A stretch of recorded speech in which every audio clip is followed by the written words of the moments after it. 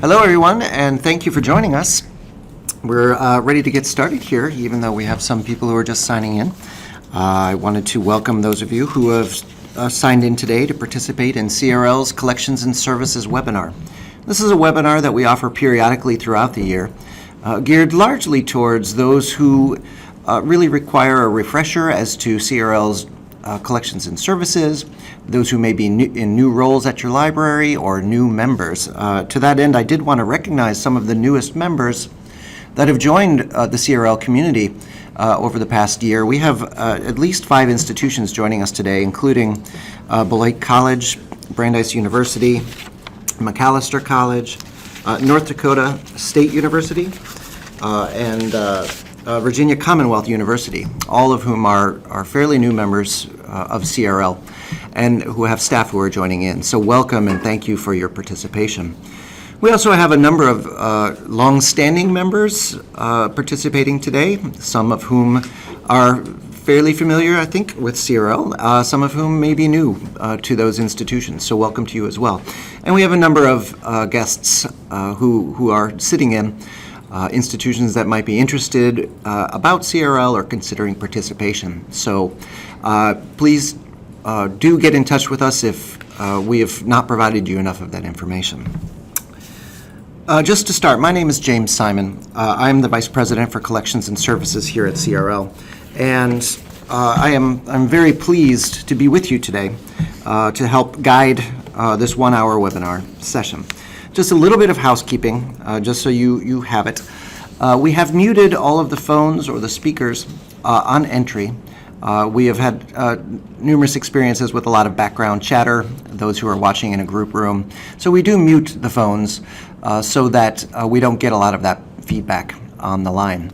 To that end, we do suggest, or rather request from you, that if you have questions or comments, if things aren't particularly clear, or if you have an additional thought that you might want us to address, please use the chat function within the WebEx platform. You should be able to see it on the right-hand side of your screen, or if you click on the chat button towards the top, it'll pop up. Use that to post questions, or if you have any particular audio or other problems, we can be in touch with you directly through the chat function, and we will be monitoring that, especially during the Q&A session towards the end, to make sure that we've addressed all of your questions. So, in general, I think that is probably enough housekeeping. Let me go to the presenters for today. My name again is James Simon. With me today is Kevin Wilkes, who's the head of Access Services at CRL, Mary Wilkie, our member liaison and outreach services director, who deals a lot with both librarians and faculty, and Virginia Kerr, our head of communications and development. The 4 of us will be working today over the course of the next hour to describe CRL's collections and services. So just to start, to give everybody a basic orientation to CRL's mission and activities, CRL is a community of more than 200 academic and independent research libraries that serve as both our governance and our feedback loop for the types of activities and materials that we collect.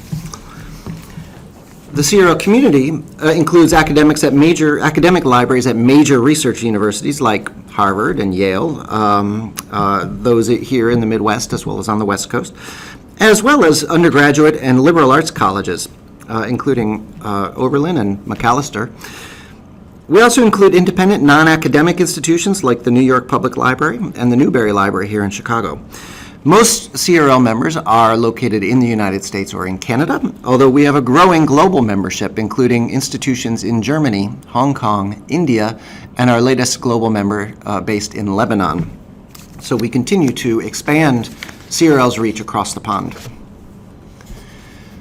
CRL's mission, together with our community of libraries, is to support advanced research and teaching in all disciplines.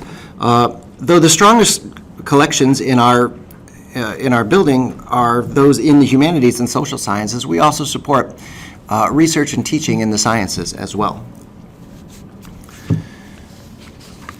CRL accomplishes that mission by preserving critical historical and cultural evidence that neither individual libraries nor commercial publishers alone can preserve, and we make those materials available to researchers in all formats.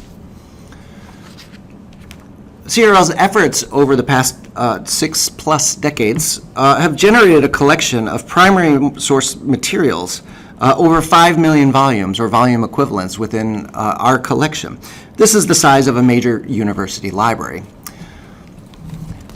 What CRL preserves and collects is decided by its community of participating libraries, and in particular, those communities of interest that gather together to suggest and recommend resources for CRL to collect.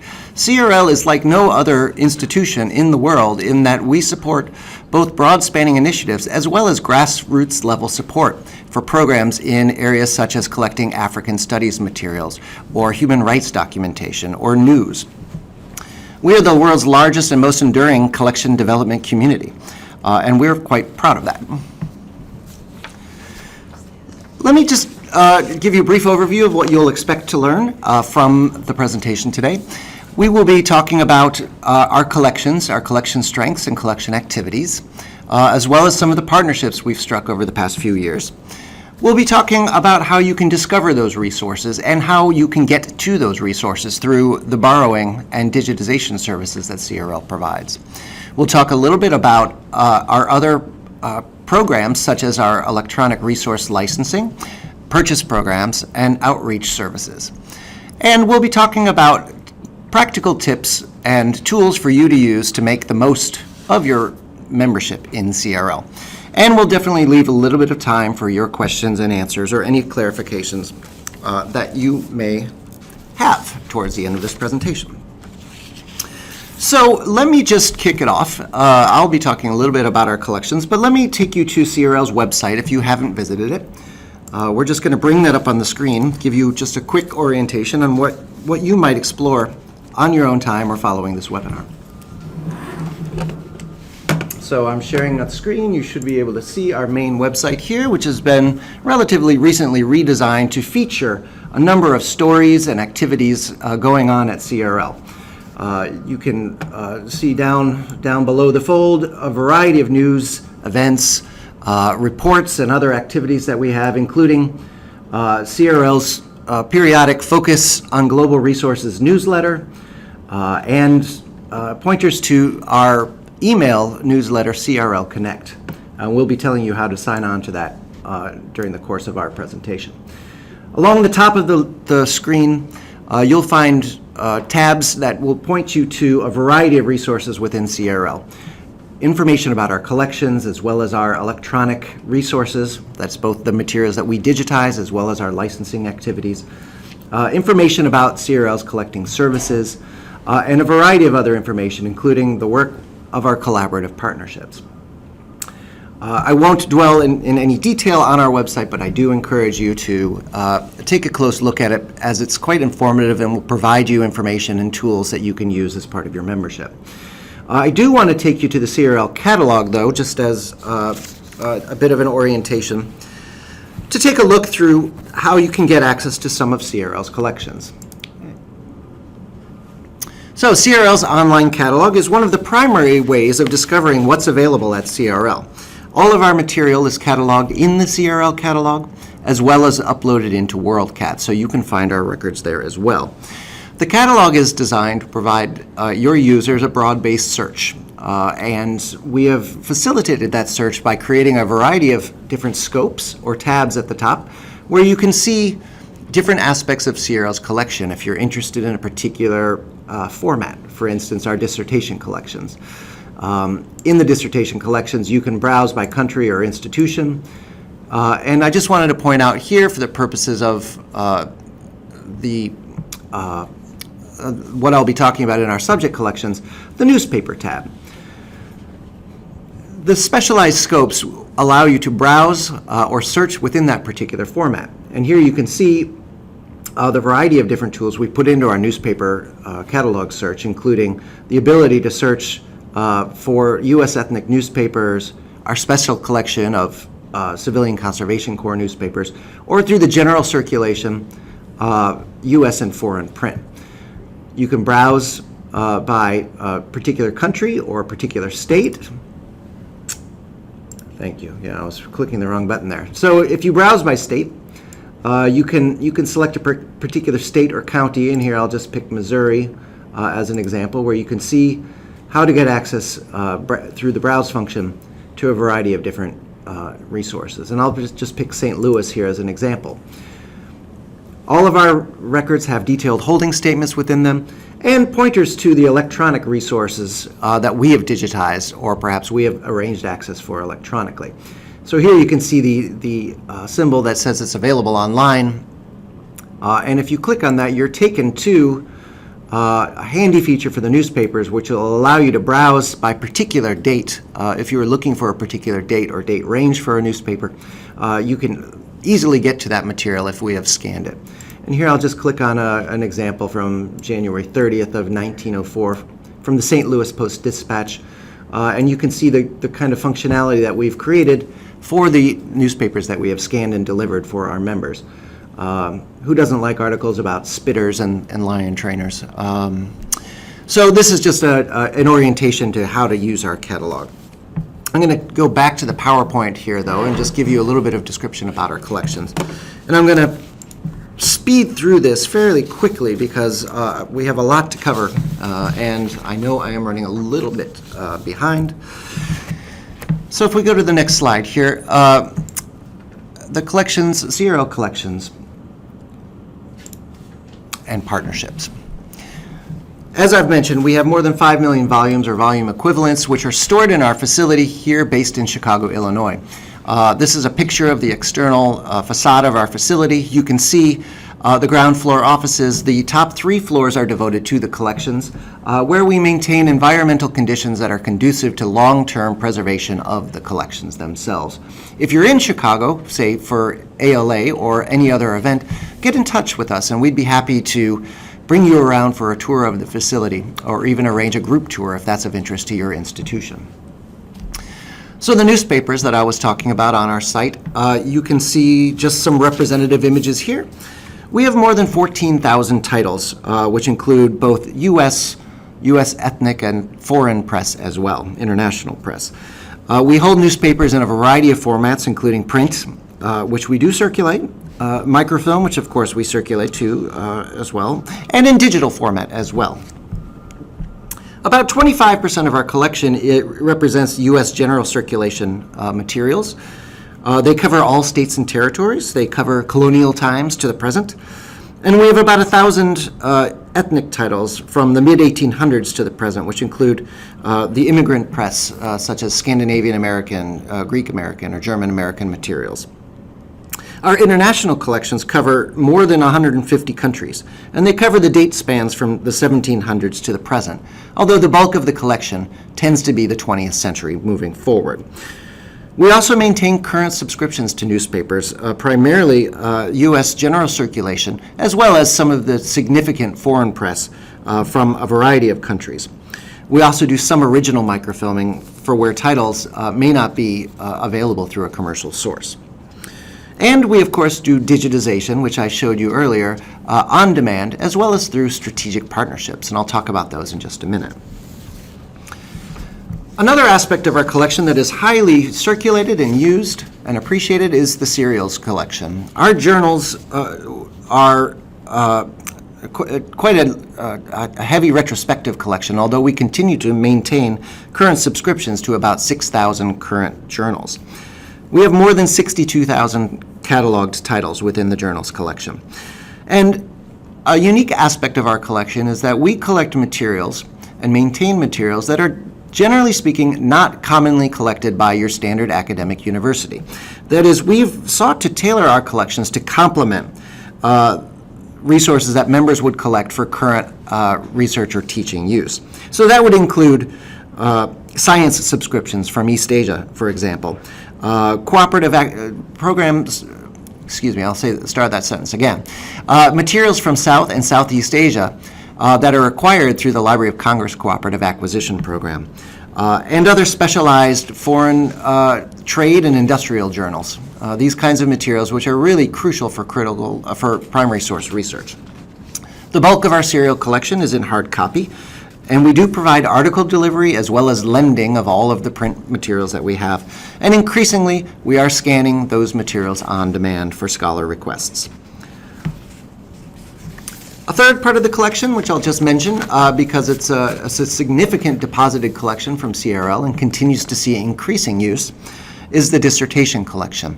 CRL has more than 800,000 foreign doctoral dissertations. Those are dissertations published outside of the United States and Canada. They cover date ranging all the way back to the 1600s up through the present, although the bulk of the collection is primarily from 1800s to the present. And about 90% of that is from the 20th century. The strengths of our dissertation collection comes from Western Europe, and in particular Germany, France, as well as Switzerland, the UK, and some of the Scandinavian countries. The languages, of course, reflect those countries, primarily German, French, and English, although we have representative strengths in a variety of countries and in a variety of languages. Another important aspect of CRL's collection, and one that is critical to scholars, are CRL's government documents and archives collections. We maintain and collect materials from government archival sets, for instance, the U.S. National Archives and Records Administration, NARA, as well as the UK National Archives. We also collect foreign government publications, and we have a large collection pre-1950 for U.S. state publications as well. We have maintained and collect a current and comprehensive collection of official gazettes from international countries. These are the official legislative publications from Latin America, from Europe, from Asia and Africa. And recently we've just concluded a project to digitize 10 countries' official gazettes, and those have been made available through CRL's digital collections. I'd be happy to show them off if we have time.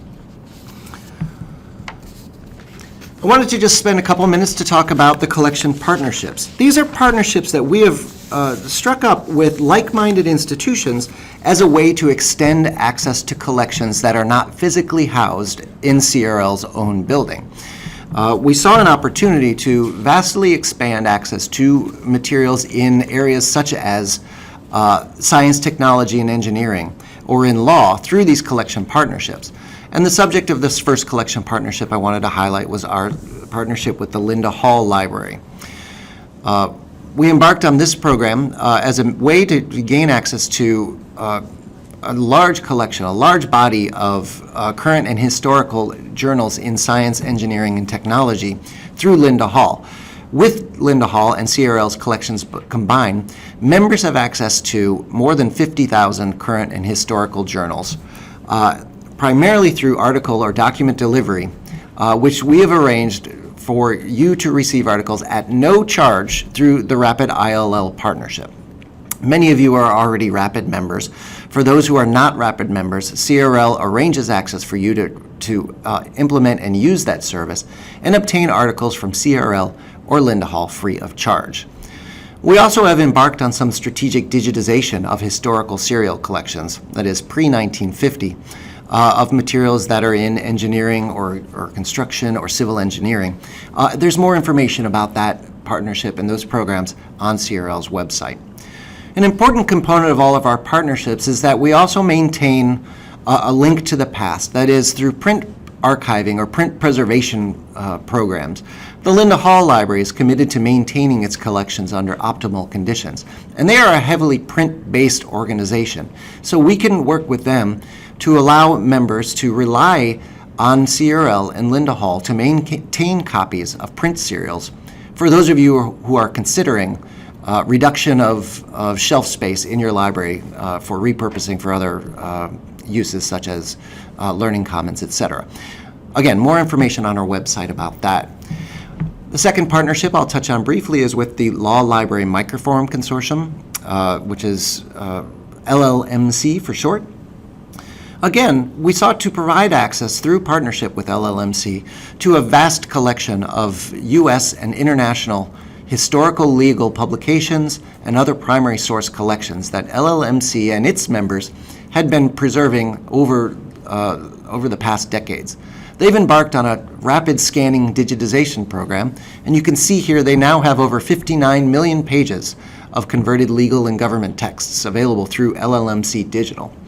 Through our partnership, we have not only extended access to the LLMC Digital database to all CRL members, but we've also implemented an ambitious and sweeping program for digitization of international legal materials to complement the U.S. collections that LLMC has focused on in the past. So we've been working with them, for example, on digitizing materials such as Mexican legal legislative reports, Cuban historical legal documents, state legislative serials from our own collection, as well as complemented from other member collections. And they were an important partner in our digitization of the foreign official gazettes. LLMC Digital is a tremendous resource for U.S., not just legal history, but primary source materials from congressional sets, et cetera, for general historians, as well as for international historians, political science, social sciences, and other subject areas. Briefly mention our partnership in news. Since we are, one of the greatest strengths of our collection is in news, CRL has been working on a variety of fronts to improve access, both bibliographically as well as collection-level access, to news over the past several decades. We struck a partnership between CRL member libraries and Redex to embark on a digitization program of historical content from other world areas such as Latin America, Africa, and South Asia through the World Newspaper Archive. This is a program that focuses on strategic digitization, and it's a program that has been controlled by CRL and its member institutions to provide the widest possible access to these collections through large-scale digitization.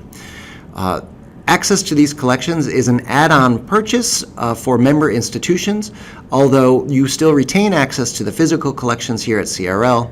And after a period of time, all of those digital images that are hosted by Redex revert back to CRL and its member institutions for use as we see fit. More information about that and other open access activities that CRL is pursuing will be forthcoming, so I encourage you to sign up to CRL Connect to learn more about that. And finally, the fourth partnership I wanted to mention briefly is that with the U.S. Agricultural Information Network under a program that we call Project Series. This is our partnership in the history and economics of agriculture. We've been working on a small but growing scale of digitization initiatives with land-grant institutions and other interested parties to digitize agricultural periodicals, agricultural extension publications, and more. We also work with those institutions to make sure that the print is being archived in place and that there are conditions to maintain access to that material under responsible conditions. This has been a really interesting partnership because we've really extended access to materials that have not commonly been considered for digitization programs, and this is yielding a wealth of new benefits to CRL member institutions. You can find information about this on our site as well as in the CRL catalog. So that was a quick overview of a lot of different areas of our collection, and you can certainly find more information on our website as well as through our topic guides, which are found in the Collections tab. In the interest of time, I'm going to just skip over showing you those topic guides, but just recommend you to take a look at those, and in particular, think of ways that you can integrate or link those topic guides into your own subject guides. We know for a fact that a lot of your patrons begin their searching through the topic guides on your sites, and pointing them to CRL resources is the best way for them to become aware of and to begin to request materials from CRL's collection for their use. I wanted just to mention the discovery of CRL resources. I've already mentioned that all of our catalog collection is in CRL's online catalog, and our records are shared in WorldCat. So that if those of you who are using something like WorldCat Local could incorporate our records through there. Increasingly, though, libraries are turning to commercial web-scale discovery services such as Primo or Summon, WorldCat Discovery Services, or EBSCO's Discovery Service. All of our records have been loaded into those discovery services, and they are available for your patrons to search and discover. One of the things we've learned, of course, is that you may need to expand your search beyond your local holdings in order to discover CRL's resources. And we have a variety of tips and suggestions that we've recently included in a few past webinars about improving your discovery services implementation of CRL resources. If you've not seen those or participated in those, let us know, or go back to our YouTube channel to take a look at some of those past presentations. And of course, we make our records available to you for free for loading into your local catalog. This is a service that a number of our members have found extremely useful in bringing researchers at your institution to CRL resources. The resources are integrated within your collection, so it's nearly transparent for them to be able to see and request those materials. And in particular, for the electronic resources, the digitized collections, they can get right to those through your local catalog. So long as they're behind the IP authentication, they can click through and get right to those materials without having to go through the Interlibrary Loan Office or looking through CRL's online catalog. So those are just a couple tips about that. We'd be happy to talk more about that as we go. Now that I've talked just a little bit about the discovery, you want to get to the collections. And I'm going to turn this over to Kevin Wilkes, Head of Access Services, to talk about how you gain access to CRL's collections. Kevin? Thanks, James. Hi, I'm Kevin Wilkes. I am the Head of Access Services. I'm going to talk with you about how to borrow, how we deliver, one of our best programs, which I think is the Demand Purchase Program, and how to access our digital collection and how you can load our records into your catalog.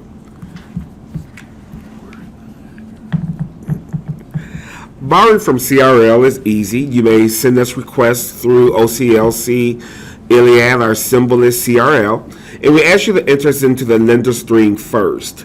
You can also send us a request through fax or a hard copy form sent through mail, such as the ALA IRL form, or message through our general email account at asd@crl.edu.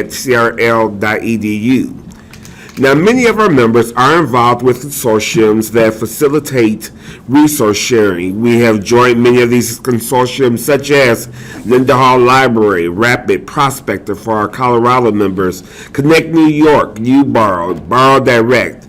We're always willing to explore the possibility of joining other consortiums which will benefit our members' use of the center and its material. We have a very generous loan period for our members, 6 months with unlimited renewals. Now, the only time you probably hear my wonderful voice or get a nice letter from me is when we are recalling the material for another member institution. All of our loans are sent out UPS, second-day delivery. For our members in Ohio, we use the Ohio Link Courier System. And for those in Illinois, we use ILDS. It's our desire to assist our members in any way we possibly can. For copies, we utilize Odyssey, email, PDF attachment, fax, US mail, or for those who still use Arial, we use that. For whatever method is preferred by your institution, that's what we use. We're able to turn around and respond to most requests within 24 hours, and possible delays could be anything from a citation problem or just that the material is not on the shelf. But even with that, 90% of our field loans and articles have a 1 business day turnaround time. Now, with our Demand Purchase Program, this is a program which not only saves you time but money as well by letting us purchase requested material for your patrons' use. It covers 3 areas: archival material, newspapers, foreign doctoral dissertations. The demand purchase process is initiated by you sending us an ILL request, and to help expedite the purchase, we ask you to put in the borrowing notes a statement that says something like, "Please purchase if not owned." There is a $2,000 limit per patron each fiscal year. Now, for more costly, and let me go back. That's $2,000 per each patron in your institution. So for more costly material or material that does not fit into any of these 3 categories, you may want to utilize one of our other purchase programs like the purchase proposal or shared purchase program. And Mary, she's going to talk to you about that in a few minutes. For archival material, it's such things as the U.S. National Archives or the Great Britain National Archives, but it no longer is limited to just archives of the national government. We've also expanded this program to include the archives of semi-government organizations, NGOs, and institutions. For newspapers, that covers foreign and domestic, of which we already own one date.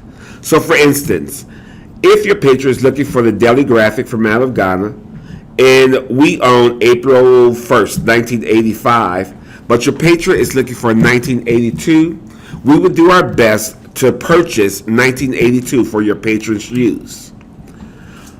For foreign doctoral dissertations, those are dissertations that are outside of the United States and Canada. And again, to help expedite the process, we ask you to put a statement in the borrowing notes. If not on, please purchase. Now, many institutions are requiring a signed copyright declaration form, and each year we're finding that more and more institutions are requesting their own personal form, such as Cambridge, Hong Kong, Manchester, Oxford. If you do not have a copy of one of these special forms, just contact us. We'll make certain to get it to you. Many of the British Library dissertations are now accessible through their Ethos program. If there is a cost for the initial scanning of a dissertation through Ethos, we ask you to send us the request. We will pay for the initial scanning, and once it's scanned, we will inform you when they're ready. CRL has contributed to the scanning of dissertations provided by Ethos. And even if you are not certain if we hold or collect an item, it is still possible that we could purchase it. So please send us a request. Just state in the borrowing notes, please purchase. I strongly suggest that you take full advantage of the demand purchase program. For our digital services, we're filling more and more of our requests digitally. Our goal is to provide research and teaching material in a digital format, making the access of the material more efficient and expedient. We continue to digitize over 4 million pages each year. Over 800,000 of those pages come from digital delivery. Strategic plan digitalization is done through partnerships to build collections such as with WNA and ProQuest, as James mentioned earlier. Our e-resource collection includes everything from dissertations, such as the Viking Way or Neil Price, to colonial government reports, such as the report by His Majesty's government in the United Kingdom of Great Britain and Northern Ireland. Our current turnaround time for digital delivery is 5 business days, but of course sometimes things take a little bit longer, and we are sending more of our microfilm out to a vendor who is digitizing for us, so it might take just a little wee bit longer than 5 days. But we're willing to work with faculty members who desire to have material digitized for class use. We'll scan not only hard copy, but also micro format as well. And this even includes those great things called micro cards. Our digital delivery is generated through an ILL request from your institution. When an ILL request is sent to the center, we have the material paged. It's then reviewed to see if it meets the criteria for digitalization. We check the material's fragility and content. When it's been decided that the material is eligible for digitizing, the requesting library is informed that we will attempt to fill the request digitally. The material is then given a title, a file name, and delivery date. It's then sent for scanning and saved as a PDF file with embedded OCR. A link is also placed on our OPAC for any future use. The requesting library is then informed by email with the URL. We update the WorldCat record, keeping our holdings current. Our e-resource collection can be accessed many ways from our website. You may access our entire digital collection from our catalog by clicking on the Digital tab. Some highlighted digital collections, such as the Chinese pamphlets, can be found by going to our main page and clicking on the Electronic Resource tab and then Digital Collections. If the patron is off campus, they must have proxy through their institution to gain access to our digital collection. There are 3 categories showing access to our digital collection. Material not under copyright falls under open access, allowing the general public viewing privileges. Material in the gray area is only accessible to our members. Material under copyright protection is only accessible by our members after agreeing to copyright restrictions. This April, during our annual meeting, attendees endorsed removal of the restrictions on certain CRL digitized material that make them accessible now only to researchers at member institutions. Although the move would enable the use by the individual outside the CRL community, the consensus of attendees was that it would result in increased exposure and discoverability of CRL resources. When the material is under copyright, the patron is taken to this screen. Once the server has verified the IP address as a valid member institution and the patron has agreed to the copyright agreement, the scans will appear. Let me reiterate, if the patron is off campus, they must have proxy through their institution. Now for record loading, I'm going to talk quickly. This is a totally free service to our members. It enhances visibility of your partnership with CRL. You have more of your patrons requesting CRL material and providing you more use of your CRL membership. It also increases accuracy of requests, especially those who use patron-initiated requesting. We have had universities such as Harvard and University of Florida who have shown vast improvement in their fill rate, as well as consortiums like OhioLink, Prospector, and Rapid. We have over 1.5 million records in our catalog, and you don't have to download our entire catalog. You may only want to download portions of our catalog like newspapers or the dissertations or just our digital collection. But institutions such as Northeastern University have loaded our resource collection into their catalog, displaying the records in primo. Once again, this is a free service to our members. Now, if you possibly have a scholar who is visiting this wonderful Chicago area and would like to visit the CRL and use the material here at the center, we ask you to give us 3 business days advance notice to make certain that the material is here, since all of our material does circulate to our member institutions.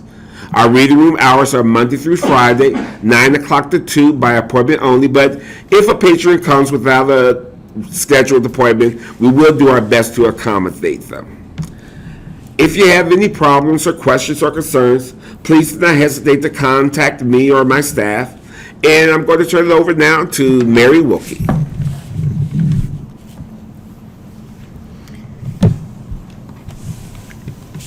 Hi, this is Mary Wilkie. My job is to assist members in our CRL community to help them understand and use the programs and services that CRL offers.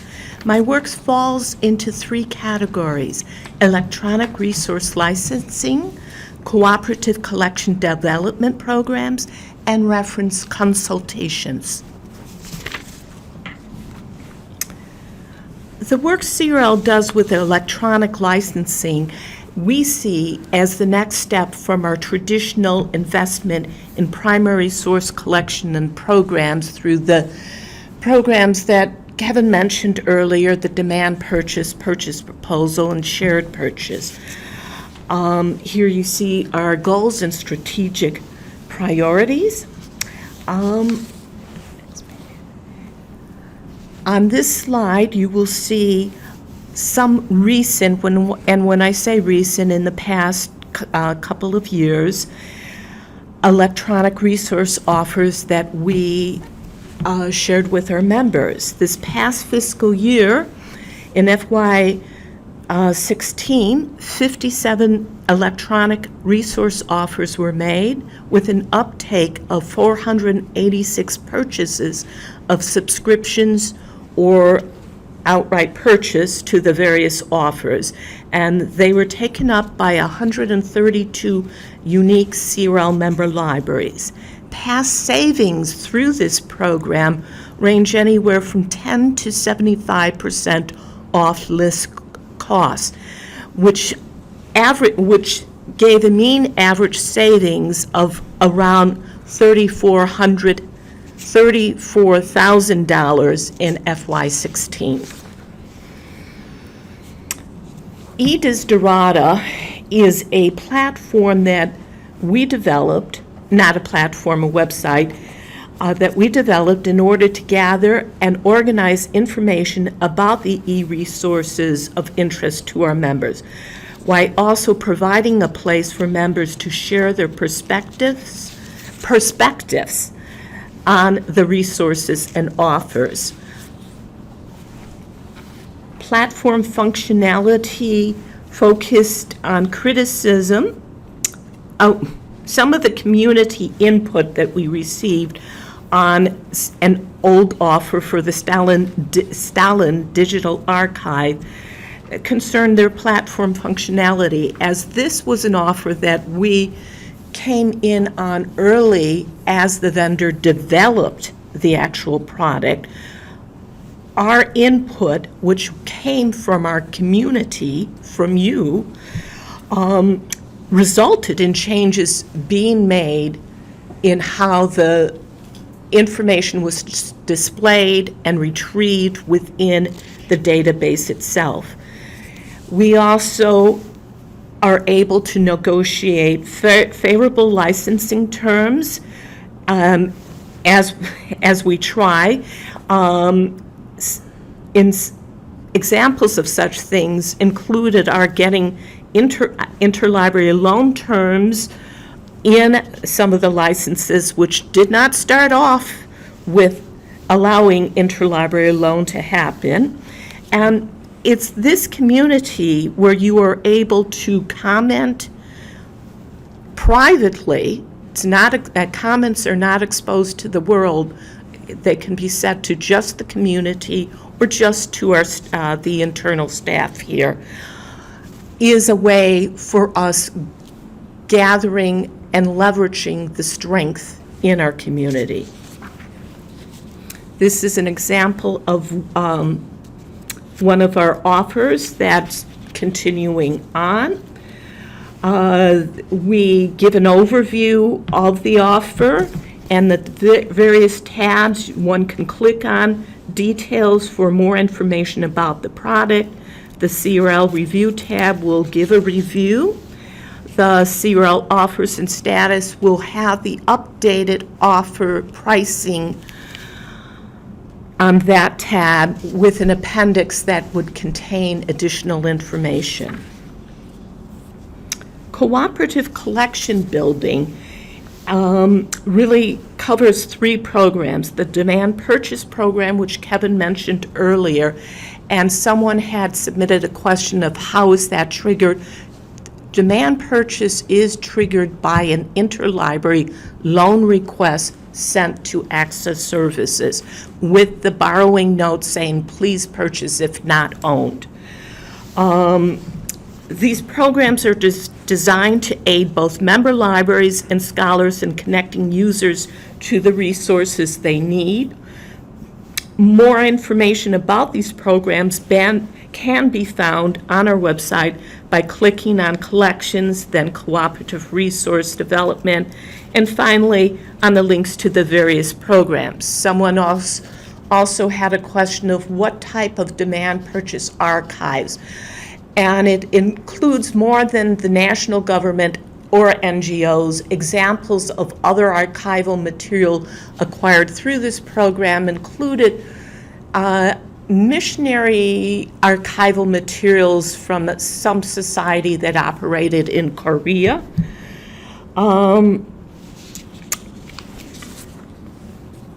I will just cover the other 2 programs, purchase proposal and shared purchase, lightly, since Kevin talked more about the demand purchase.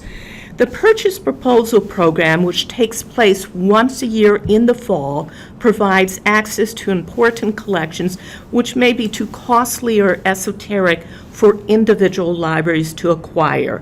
Such sets also tend not to be readily available through interlibrary loan, or if so, you may be able to borrow 3 reels at a time, and the professor may want hundreds of reels, which eats up your interlibrary loan time. A how-to video is available on our, what is? YouTube. I'm sorry, our YouTube channel. I blanked on that. I'm like, is it Vimeo? No. The how-to video walks one through the steps of nominations, and nominations are open currently through September 30th for the fall program. And the video will also walk you through voting for the purchase proposal items that will be sent out late October, early November. The shared purchase program occurs in the spring if there are items to ballots, which means some years there's nothing to ballot and we don't hold it. But most often, these are items that did not get ranked high enough on the purchase proposal ballot for us to acquire. In January, after ALA Midwinter, I contact the nominating library to see if they wish to try again in the shared purchase program. They would kick in some funding, CRL kicks in some funding, and then we redo a ballot where it's open to the membership, and members who can pledge funds for the cooperative purchase of the item. In this way, we're able to provide more access to everyone. You, as a library, I'm often asked from libraries, well, if we didn't pledge money, can we still use the material? Once acquired, we do let the shared purchase nominator have first dibs on borrowing it, but afterwards, any member can borrow it to use. In this way, CRL provides access to another $30,000 to $80,000 worth of materials that all the members can use. Examples of materials purchased through these programs include the Central American Archives, files of the Communist Party of Japan, and a dissertation that we paid for the scanning through the Ethos program. Reference consultations can occur when I'm contacted by a librarian, a professor, or a student to help them with a question or a problem. If I'm contacted by a person and I see no indication at all that the library is in the loop, I make sure to CC my contact at your library on my reply, because CRL always wants to make sure the library is in the loop. These consultations can result in identifying material of interest to researchers for personal use, for classroom use, or for acquisitions through the demand purchase program Kevin talked about. In fact, that Korea Missions Records is an example of that. I was able to work with the master's, the student getting her master's thesis, and identified material she needed, and we acquired that through the demand purchase archives. Now, I'm going to turn this over to Virginia. Hi, this is Virginia Kerr, Head of Communication and Development. I'm showing you a section from our website, from the membership section, where we have a page called Making the Most of Your Membership. There are a number of resources mentioned there. We present suggestions and resources for marketing CRL locally to raise awareness among faculty and students on your campus. And we also note model practices among members who feature CRL on their websites, letters, newsletters, and LibGuides. We'd love to hear from you about how you've referenced CRL resources on your own campus publications and guides. CRL also can provide printed brochures highlighting facets of our collections, which are useful for distributing to faculty and grad students. We also offer a one-page flyer, which can be locally customized. And on this webpage, we provide boilerplate language to integrate on your own websites. We also now have CRL bookmarks, which are useful reminders to hand out at orientation sessions. All of the collections and services featured here today are described in detail on CRL's website. We'd love to hear your feedback about our website. Also, if you've not already signed up for our electronic newsletter, Connect, which is issued every 2 to 3 weeks, please do so and follow us on Facebook and Twitter. If you have any questions about promoting CRL locally, please do contact me, Virginia Kerr, or Member Services at CRL. Now I'd like to hand it back over to James Simon. Thank you, Virginia, and everyone for your presentations. I hope that you out in your respective institutions have learned something today. I want to remind you, if you have questions, to put them into the chat screen, and we'll have just a few minutes to answer those. While you get your thoughts on screen, I just wanted to point out some of the strategic objectives for CRL. This is kind of bringing it back out to the biggest, highest level. The activities that we've been pursuing over the past several years have been to expand access to collections through a variety of means, both through the partnerships that I described, as well as through the ongoing digitization of the CRL collections. I hope that we've impressed upon you that this is one of the most important activities that CRL can pursue, which is facilitating access to these materials on behalf of your scholars. And I hope that you see that we've tailored a lot of our services to be in direct response to your scholars' requests, whether it's requesting materials for a course to be held on reserve. We can scan that material. Or for their research, we can scan on demand or provide article deliveries. For the collection programs that Mary described, building up a huge collection of microform or reprint sets that can be used for current and future scholarship is really important. It's an important function of what we do here. But also making sure that your researchers are able to discover those materials. That's an important component as well. And we want to make sure that our resources are not just available for potential use, but are discoverable in your own catalogs and in discovery systems. So we're working hard on improving all of those aspects of our collections. We've also been working hard on developing tools for collection managers, which we didn't have time to talk about in this presentation, but tools such as our Print Archives Preservation Registry, which is a registry of committed materials for print, especially for those types of materials that you're facing increasing pressures to deaccession as a result of space savings. Our ICON database, which features newspapers that have been digitized, microfilmed, or held in print around the world. And Dissertations, which Mary mentioned, which provides informed investment information for you if you're considering licensing or working with electronic trusted repositories such as Portico or Clocks. All of these things work towards ensuring the long-term integrity and accessibility of critical evidence, which is a really important message for us to convey, is that we're here to support these activities with your help and with your guidance.